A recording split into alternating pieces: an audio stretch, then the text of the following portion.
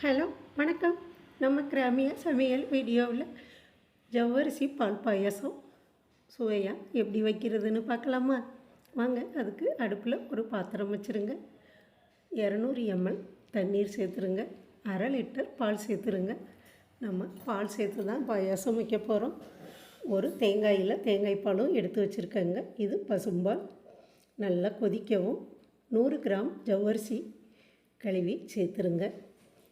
நல்லா கண்ணாடி பதம் வெந்ததும் அது நல்லா பளபளன்னு இருக்குங்க. ரொம்ப குழைய விட்டுறாதீங்க. பாயாசம் டேஸ்ட்டாக இருக்காது. கரெக்டாக வெந்ததும் நம்ம அடுத்த பொருட்களை எல்லாம் சேர்த்துட்டோம்னா அருமையான டேஸ்ட்டோடு இருக்குங்க ஜவ்வரிசி பாயாசம். பாருங்கள், ஜவ்வரிசி வேகவும் நான் 200 கிராம் சர்க்கரை எடுத்து வச்சுருக்கேங்க. ஜவ்வரிசி வெந்ததும் சர்க்கரையே சேர்த்துடலாம். ஒரு தேங்காயில் நான் பால் எடுத்து வச்சுருக்கேன். 2 ஸ்பூன் நெய்யில் முந்திரி திராட்சை வறுத்து சேர்த்துடலாங்க.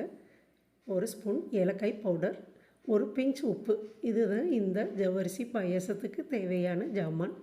பாருங்கள், சர்க்கரை சேர்த்து அது நல்லா கரைஞ்சி கொதித்ததும் நாம் எடுத்து வச்ச தேங்காய் பால், ஏலக்காய் பவுடர், உப்பு எல்லாம் சேர்த்துருவோங்க.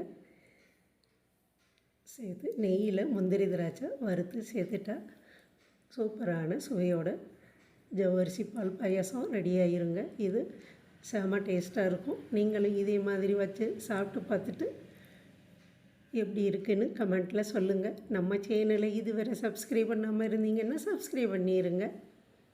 இந்த சமையல் உங்களுக்கு பிடிச்சிருந்தால் லைக் பண்ணுங்கள். நன்றி, வணக்கம். பாருங்கள், ஏலக்காய் பவுடர் சேர்த்து நல்லா கொதிச்சிருச்சு. எடுத்து வச்ச தேங்காய் பால் சேர்த்து உப்பும் சேர்த்து ஒரு கொதி வந்ததும் இறக்கி நெய்யில் முந்திரி திராட்சை வறுத்து சேர்த்துடலாங்க.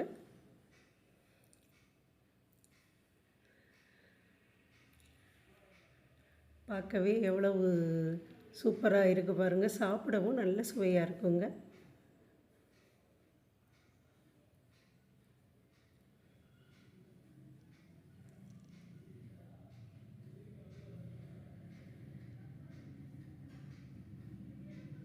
முந்திரி லேசாக வறுத்ததும் அடுத்து திராட்சை சேர்க்கலாங்க. ரெண்டும் ஒன்றா சேர்த்தா முந்திரி வறுக்காது, திராட்சை சீக்கிரமே வறுவற்றும். அதனால் முதல்ல முந்திரி வறுத்துட்டு அப்புறம் திராட்சை சேருங்க. சேர்த்த உடனேயே பாயசத்தில் சேர்த்துருங்க. பாருங்கள், பாயசம் ரெடி ஆயிடுச்சு. பார்க்கவே எவ்வளோ சூப்பராக இருக்குல்ல. நன்றி.